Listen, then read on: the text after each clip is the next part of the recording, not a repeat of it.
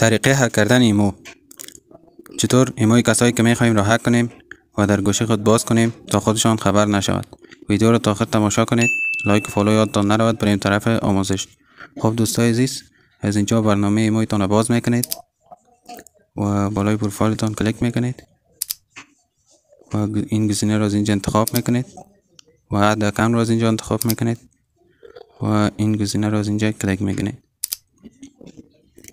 خب دوستای عزیز، این گزینه را از اینجا کلیک میکنید و در اینجا یک متن را پیست میکنید که من اینجا پیست میکنم و این متن را در کانال تلگرام براتون میمونم، میتونین کپی کنید. لینک کانال در روی صفحه تیک تاک هم است و در کامنت هم براتون میمونم.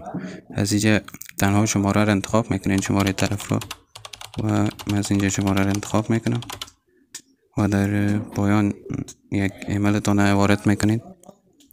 بالا این گزینه کلیک میکنید و یک ایمیل وارد میکنید و در بالا تاریخش درست میکنید و گزینه سابمیت رو انتخاب میکنید. خب دوستای عزیز، ببینید که قبول کرد تا 3 روز وقت و 3 روز بعد اکانتشون رو براتون باز میکنه.